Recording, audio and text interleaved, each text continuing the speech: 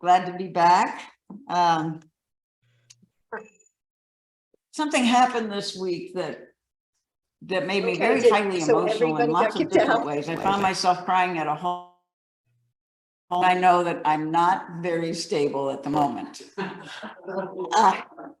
And what that was Serena Williams played her last match. What can I say? This lady taught women how much we can be. On the court, off the court, everywhere. She was a master and still is a master. At 40 years old, she still got to the third round of the US Open. Incredible work. So, being a tennis player, I looked at my subject for today through tennis. And what my experience of tennis is and how it changed from watching the Williams sisters play tennis. And Venus was outstanding right up until Serena got there. And then all of a sudden, all eyes were on the younger sister. But I'm looking at attention and intention, right? So I found that when I'm with a coach and I'm on the tennis court, I'm setting intentions. I have the intention to move my arm differently. I have the intention to move my feet just the way he says, right? Sort of like what the seed was going after there, trying to people please, trying to do it the right way, trying to make it look right, right? And then when I get out on the court in a match, if I continue moving in intention, it does not work well. I have to shift to attention at that point. I have to be absolutely in the moment. And there are a few tennis players where you can see that's how they play. And Serena was among them, especially when she served.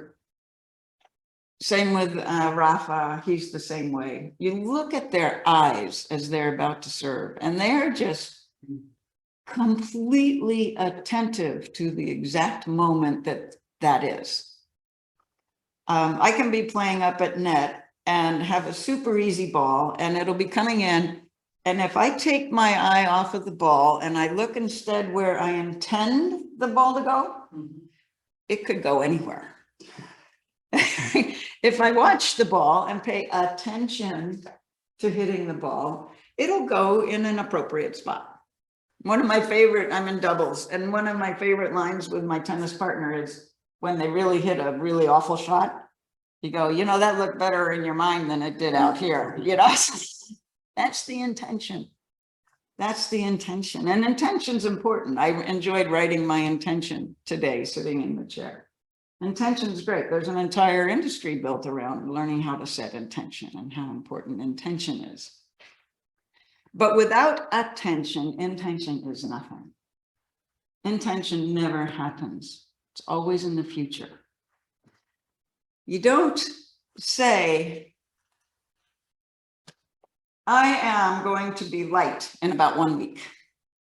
I intend to be a light being.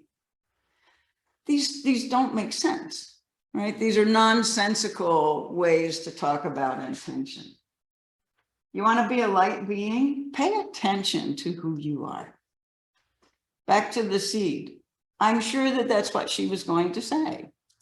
That when this person decided to just be themselves, then all of those intentions either fell away or came true. The intentions that weren't his, that were other people's, probably fell away. And the ones that were his or hers, whichever, probably manifested. In the moment of attention, intention either becomes unimportant or happens. So they do work together. They're partners in a team.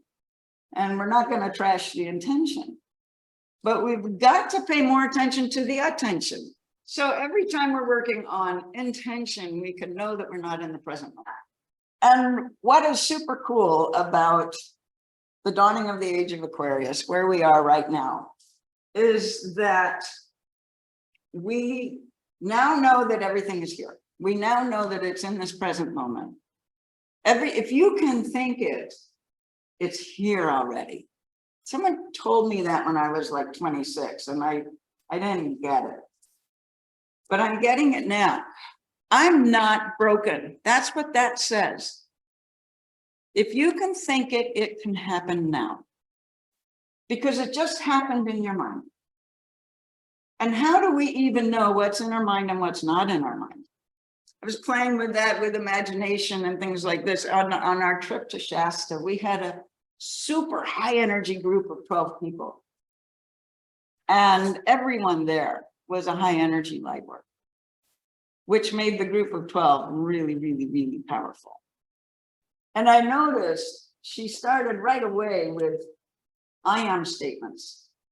And they're not we're gonna statements. We're gonna have a great time. We're gonna shine our lights. No, it was I am right now. And I realized Dana was our tour guide or whatever they're called, our leader, our guru for the week. This was a good set of I ams. So I will go where she took me. And I felt myself growing like a couple of feet during that little process. What, 2 minutes maybe? Glenda went with us, Jennifer and Marcy. Everybody. We had a great time. But during that, it wasn't more than 2 minutes per person. She went all the way around and each one of us had our own set of I ams. And as I stepped into that, I realized a few things. First off, I was stepping out from the shadow of my father, who died in March. And I've always looked up to him, which is a great thing. I still do. But when he was alive, I didn't want to surpass that. Right? He was my hero. So I didn't want to go beyond that. And and as I started saying those I ams, these were things that I thought my dad was. I was like, oh, I am that too, right? And so I started going into the I am. I started paying attention to the moment and looking at who I am. Just standing here right now, who am I? Right? That's a great question. Who am I? Not who will I be? Who am I trying to become? How can I fix myself? What happened in my childhood that made me so awful now? These are all not part of the I am.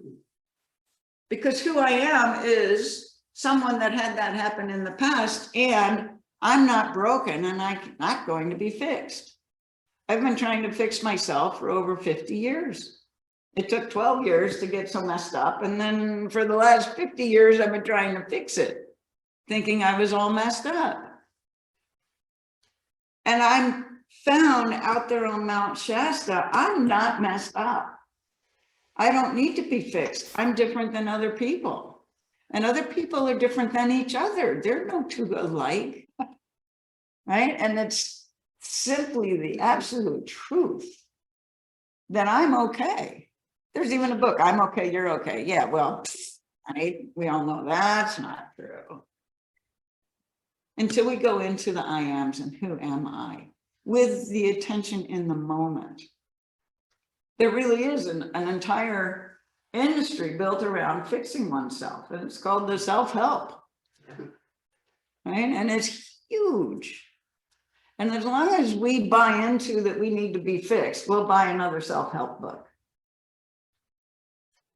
We could just go to Mount Shasta and do the I ams, and spend a lot of time up there and communed with Saint Germain and came back with the I am studies. It's called Saint Germain, well, Saint Germain Press does his books, all this kind of stuff. Talks about being with Saint Germain, the Violet Flame, all of that. And Telos, the crystal city within Mount Shasta. And all of these things I had studied really in depth. in other classes leading up to this, not intentionally, but that's how the universe works. I mean, I was intentionally studying them, not knowing I was about to go to Mount Shasta. When I got there, I was really grateful for all the time that I had spent with them.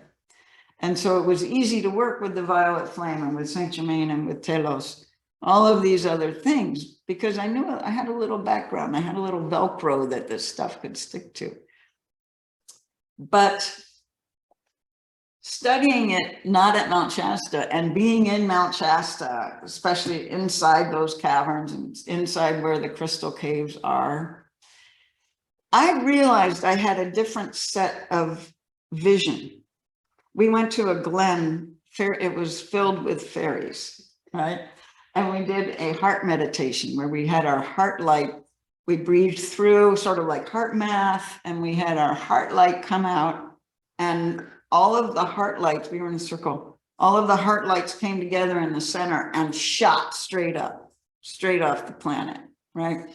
And we held this for quite a while, maybe 10 or 15-minute meditation, a long one.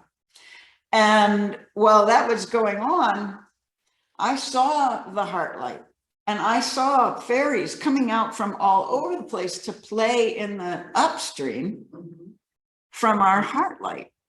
And they started tumbling around in the light. And then I looked around and I saw that there were angels, lots and lots of angels around them in concentric circles. So the fairies were in the middle, right in the heart light. They wanted to get in there. Boy, they're frisky. They love to play. And there were hundreds of fairies in there. And then the angels did concentric circles around. They're a little more mellow, shall we say, the angels. And then I saw the archangels. And there were 4 archangels holding the 4 points as the heart light was going up. And the angels said to me, "Thank you, this is our light dance." And they were all moving. They were all spinning and they were moving. The archangels stood where they were and just held the space, the Grand Masters. And one of them was Saint Germain. And I was sitting there going, oh, it's amazing. You know, I'm all crying and having this great meditation and going, it's all in my imagination, but it's really fun, right? This is the conversation. And then afterwards, we talked a little bit about that meditation. And another person said, I saw concentric circles of angels, and we had a lot of guests with us. Oh my God, that was real. So what is real? Where is reality? What's real? Is this real? Course in Miracles says this is not it. It's not it. I read the crystal tablets of Thoth, and in it he's asked, how did the physical world begin? And he said, well, there was the primordial void and then a thought impressed upon it. A thought. So this isn't it. This is what we have to deal with, to work with, to distract us from, take our attention away from the light of who we are. We actually are light. This is coming through in the Buddhists. The Dalai Lama was talking to Nassim Haramein, our scientist teacher, and said, yes, you're absolutely right. It is the spin, it is the black hole that creates the matter. All of that is light. The whole thing is light. There's nothing but light. Your illness is light. Your joy is light. Everything is light. And so when we get to all there is light, and we have the ability to do the light dance, right? We then went a few days later and did a meditation with a tree. Now, I come from a townhouse community where we had so many trees that people didn't like them and they started just cutting them out to put grass in, right? So, and I ran for the board to get that to stop, and I was accused of being a tree hugger at the time. That was the campaign against me, was that I'm a tree hugger. And I wore it proudly. Right? So I really enjoyed being with 12 people that lined up to hug a tree. It was a very spiritual tree, and we did a meditation and all this, and then we asked a question of the tree and got an answer, and then we offered whatever we could to the tree, right? So it was an exchange between each individual and the tree. And I thought, oh, so fabulous. And then as other people were working with the tree, I went off to the river right near there, the lower falls of Mount Shasta, and started taking pictures. So we're going to show some of the pictures here, not very many, but just a few. But I want to just bring to mind attention and what is reality.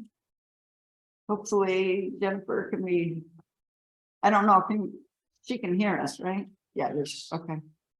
All right, so this is from the gentleman that went up on the mountain in 1920 or 30. And he started the I Am University in Mount Shasta. And this is his picture of one's presence, right? And let's start at the very top, the circle and all of that with the top being. That is Saint Germain. That's the I Am presence. The top being is the I Am presence. He is part of the ethereal body. I hope I get this all right. The rings around him are the energetic body. All right, that's the I Am light emanating out from the true being of who we are, which is that upper part. And then coming down, the lower being right there is the physical body. The physical body is very important, right? And the I Am presence is sitting right above our crown chakra. But the I Am presence is way, way, way bigger than our physical body. Right? The physical body is here to talk with us, to help us experience things that otherwise would be difficult to experience. All right, next picture, please. Now, I hadn't seen this until the last day when we left. So, all right, go ahead. So after the tree meditation, directly after, I pulled my art crystal, which I always travel with, out, and I put it where the sun was, between two trees, so that my eyes the light would come straight through the crystal to my eyes. And then I tried to snap pictures. Well, of course, you know, the perspective's a little off, right? In my perfection, I didn't line it up very well. And okay, go ahead and zoom in. We see, hang on, Jennifer. We see the smile and the orbs and the rings of light down around my thumb, right? Again, around the sun above it. Okay, go ahead and zoom in above the sun. And look at what was with us. Up. Yeah, she'll get it. There we go. Okay. Keep going. One more. Can you get one more? Okay. So yeah, there you go. So we have the two beings with the violet flame. They're made out of the violet flame of Saint Germain, right? And then if you look up above that upper being, you can see the violet flame coming out of the upper being straight up and causing an arc, or that circle that was in the picture. And naturally, I didn't see this with my naked eye. This was caught by the camera. And I caught it on 4 different shots. So it's not like it, you know, it was absolutely amazing. And it just stunned me. Now, I don't know, it's interesting, if I can explain this in a physics way, then we consider it not what I'm saying it is, right?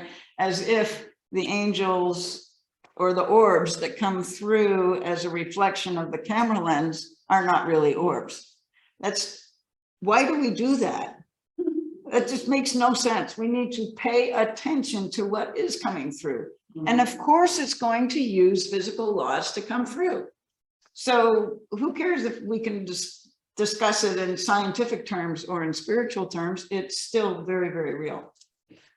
Okay, so then I went and I got in a rock in the middle of the river. The river wasn't fast moving. This wasn't dangerous at all. but standing on a very large flat rock, and there were these bugs on the surface of the water that were running around and having a great time. And I thought, I'd like to get a shot of the surface of the water where the bugs are in profile. I thought, why not, right? So I went ahead and I was standing on the rock, and I took my camera and I put it down at water level.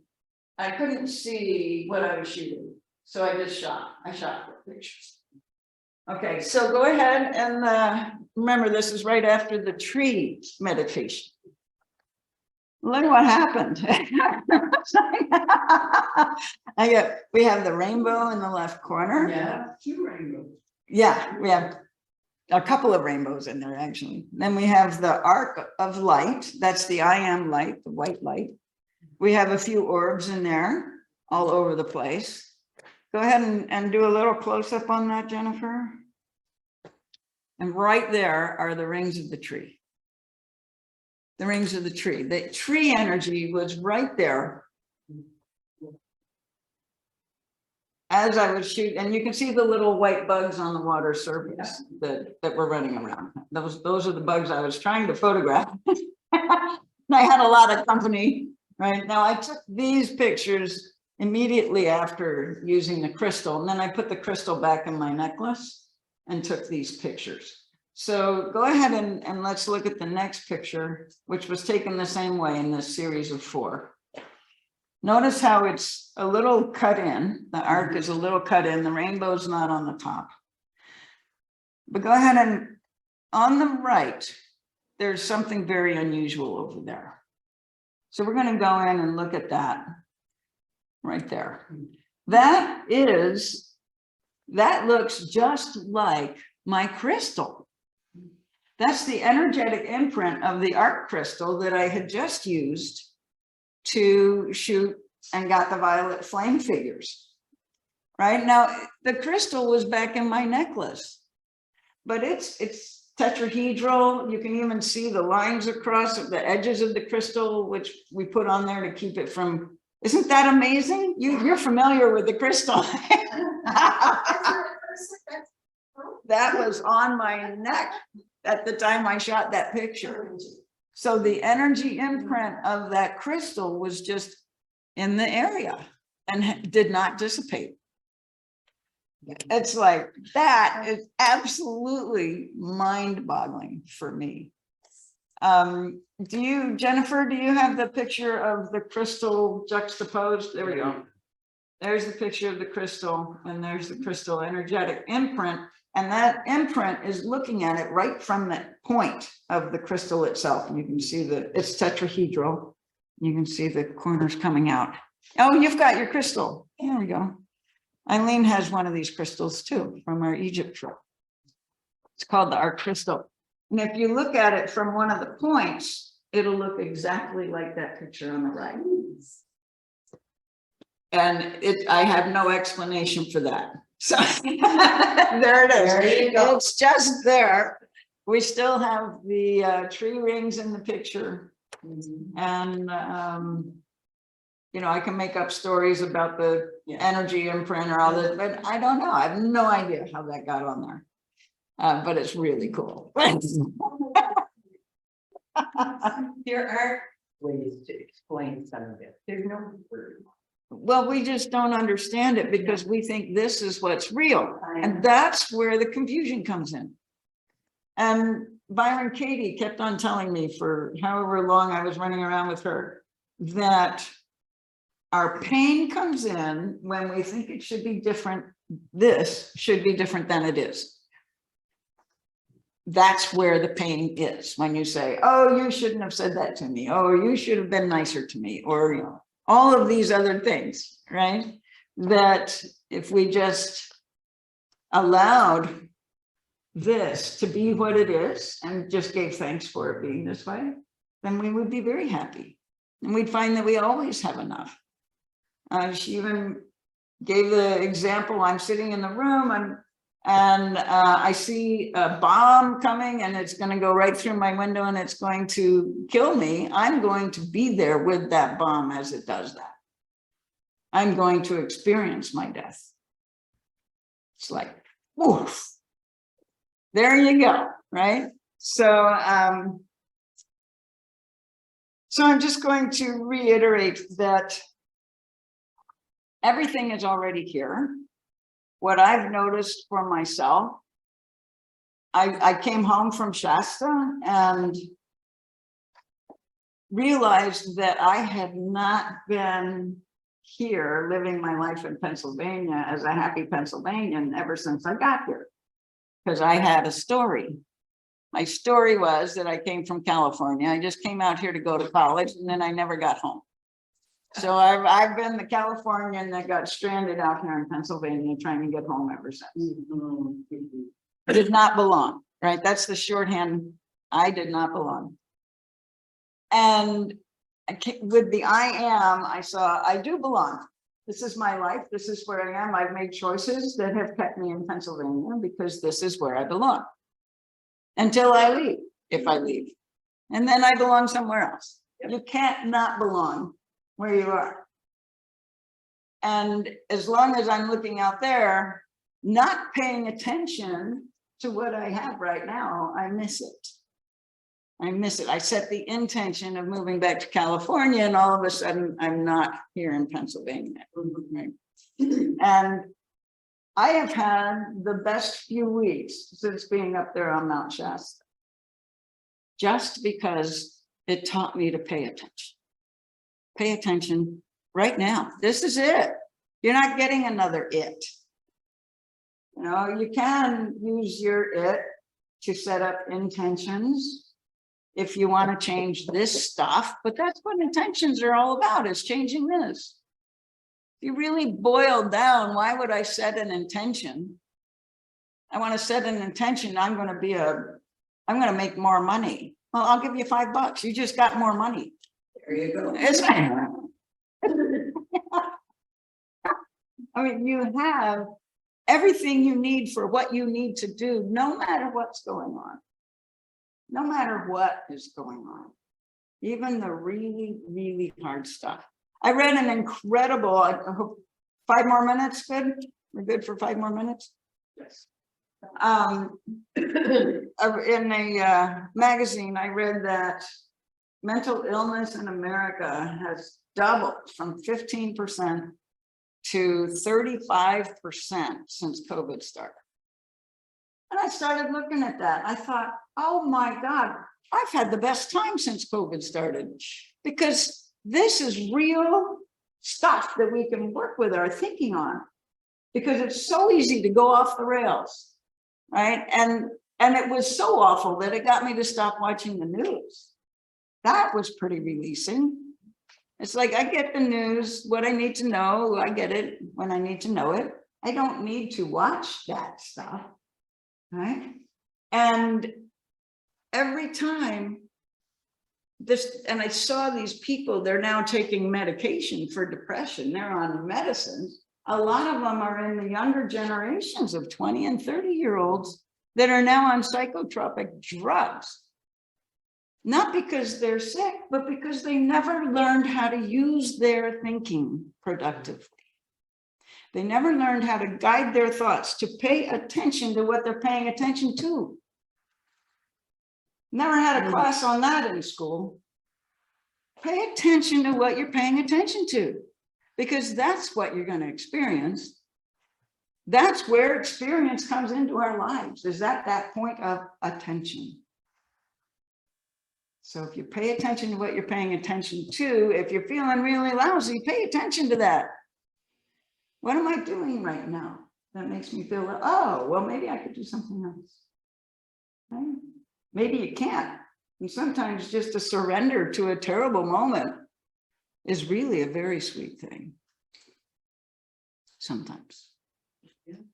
So anyway, that is my talk. Pay attention to what you're paying attention to. Thank you.